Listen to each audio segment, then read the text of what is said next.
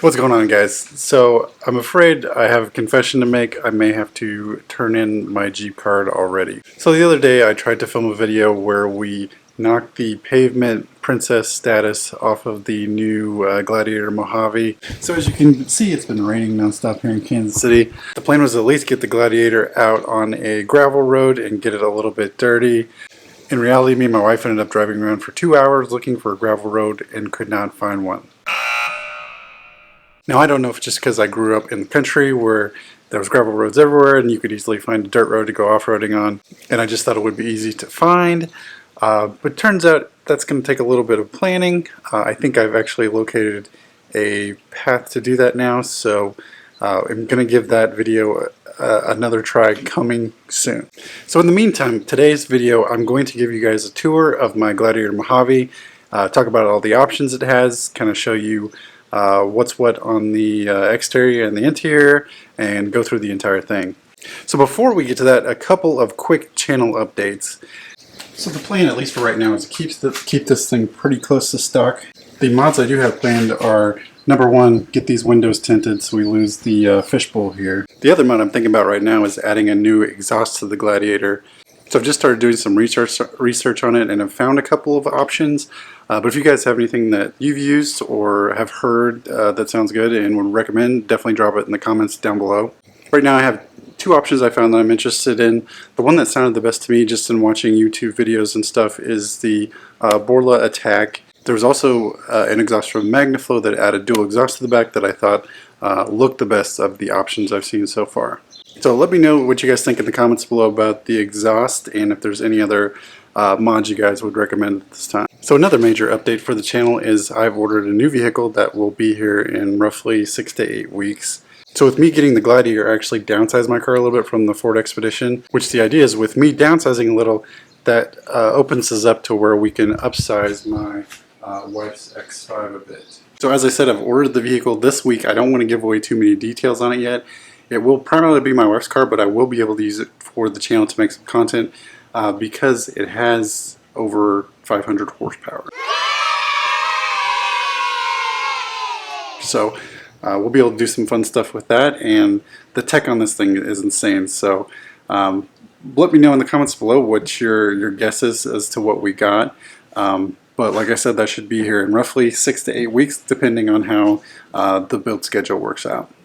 Alright, we'll start on the front here, and you'll see kind of the theme for this Mojave is you get the orange accents pretty much around everything, which I think looks really good with the gray on both the exterior and the interior. You see you get the orange hooks up front, LED lights, which are very nice, the halos. See over here is your desert rated badge, which the Mojave is the first Jeep to get that badge. You know, in your traditional Jeeps it says trail rated, so this is the first desert rated vehicle put out by Jeep. You'll see up front here the little sensor in the middle for the adaptive cruise control. So on the suspension from the factory, you're getting the Fox shocks attached to the reservoir at the front here. Also from the factory in the Mojave, you're getting 33-inch tires wrapped around these black wheels, which I think are a really good look. So as I mentioned before, and I saw these on the lot where these were stacked next to the Rubicons, the Mojave actually sits an inch higher at the front than the Rubicon version of the Gladiator does. Then on the rear, this comes with the LED taillights. See another Jeep badge here, also with the orange accents. Got your backup camera right there. Orange tow hooks on the back, and again the LED tail lamps. So mine came from the factory with this soft tonneau cover, which is actually really easy to use. You just flip up the back like this, and then you pull one of these straps, and then you can actually roll it all the way up. And there are these tie downs up here to where if you want to have it completely open as you're driving. So also won't just drop the tailgate. It's kind of a soft opening.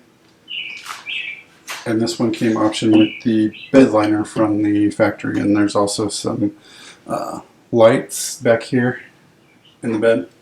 Coming down the side, you'll see it came with these rock rails here by the doors. However, it doesn't come with the rock rails at the end of the bed like the Rubicon model does.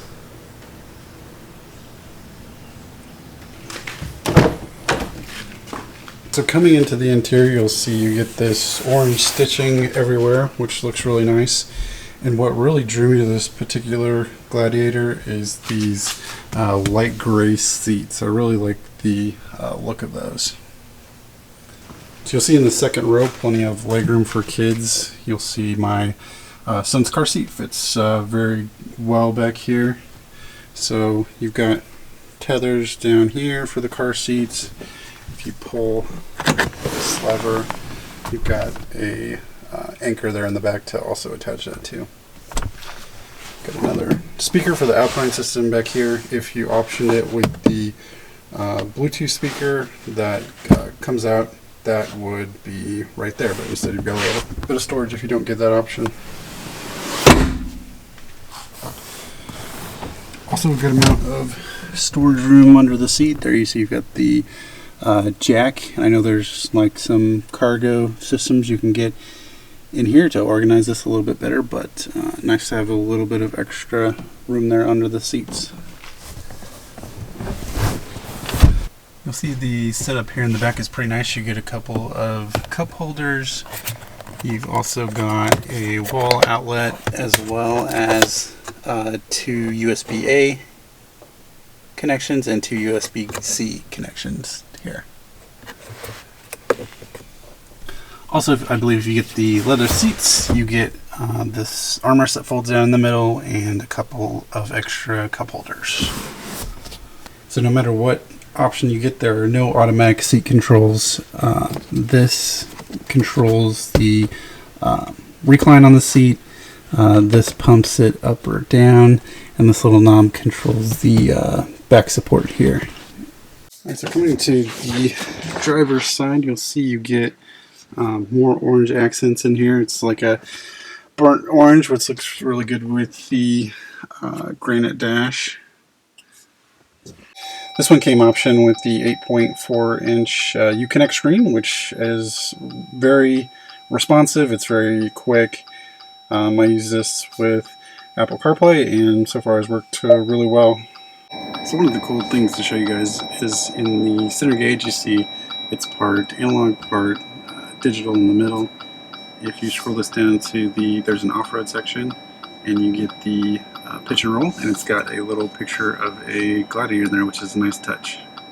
So if you go into apps and go to off-road pages, and that loads up, you can also get the pitch and roll here, and this will give you another picture of a Gladiator. It looks like it's a Rubicon, and it'll give you the lat long and your altitude. You can pull up some accessory gauges and also the drivetrain information to show you what mode you're in. So the navigation that comes with the Uconnect screen is pretty good, but honestly usually I'm using Apple Maps, so haven't really dug into this mode too much just yet.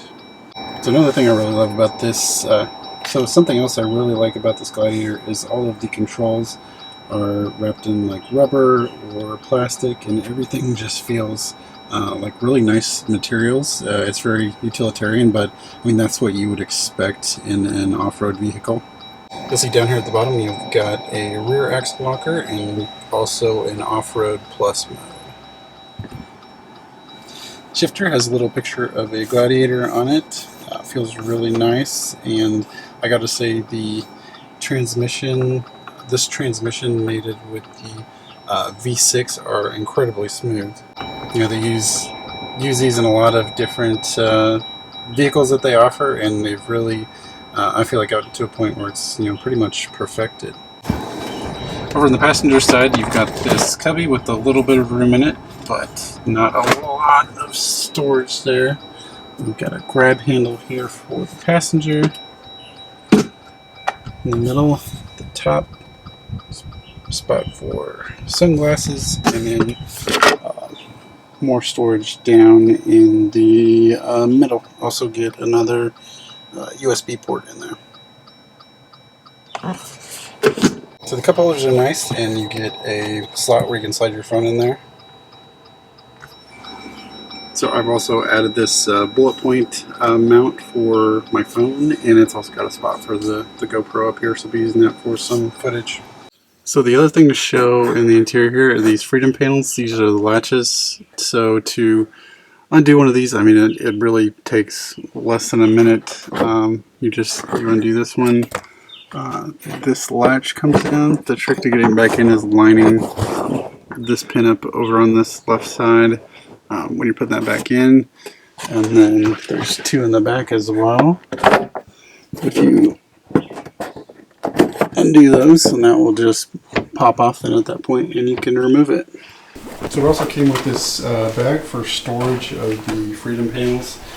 You just pop them off, and it's got instructions in the middle here for sliding those in, and that will make it so when you take those off, you can either keep them in the bed or keep them in your garage and not have to worry about getting them all scratched up. Alright, so I've got the window sticker pulled out, and we'll just kind of go through this. So base price of almost $44,000. Get here to the optional equipment. Let this focus.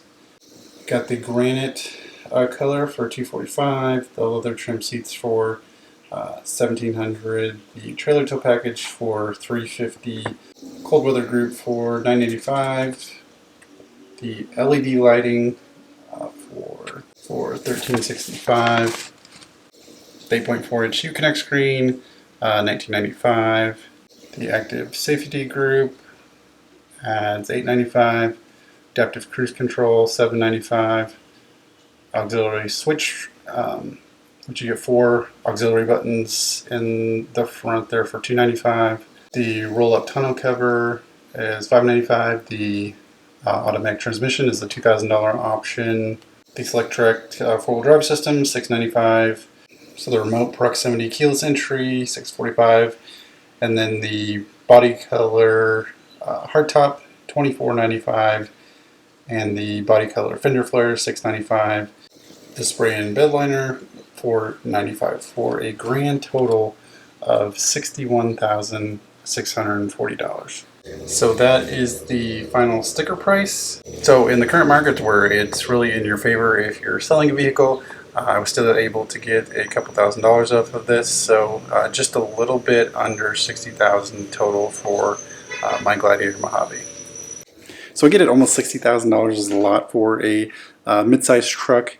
I don't know, a lot of you would think, you know, for that kind of money you can get a pretty loaded full-size truck, and that's a great option. So for me, there's a lot of places I go where the parking lot's really small or really tight. Previously, before this, I've had a Ford Expedition, I had an F-150. Having a big full-size vehicle like that is nice for the space inside, but I don't really do any towing. I don't need the extra practicality of a full-size truck. The other thing for me, having something where if I know I'm going somewhere where the parking lot is tight, then I'm not going to drive that vehicle. Having that is just kind of a burden, to be honest. So to me, the size of this is perfect for where I live and what I use it for. And it just tops off that it's a Jeep, it's a convertible, and it's just a fun vehicle. And to top it off, I've always wanted one of these Gladiators ever since I saw Stradman get his. Hoovie's Garage got one a couple of years ago. Ever since then, I've kind of wanted one, and now that I have it, it's definitely been worth the wait for sure. And for me, where I was looking for something for going fast off-road and on sand and all that, Mojave to me is the ultimate version of the Gladiator. Alright guys, that's going to wrap things up for today's video. As I said, I've got a lot more content planned for the channel and a lot more coming soon for the Mojave. Like I said at the beginning of the video, let me know if you guys have any suggestions for mods that I should look at, or especially exhaust that you would recommend. So as always, appreciate you guys stopping by and watching. If you're new to the channel, make sure and hit the subscribe button below, and I will catch you in the next one.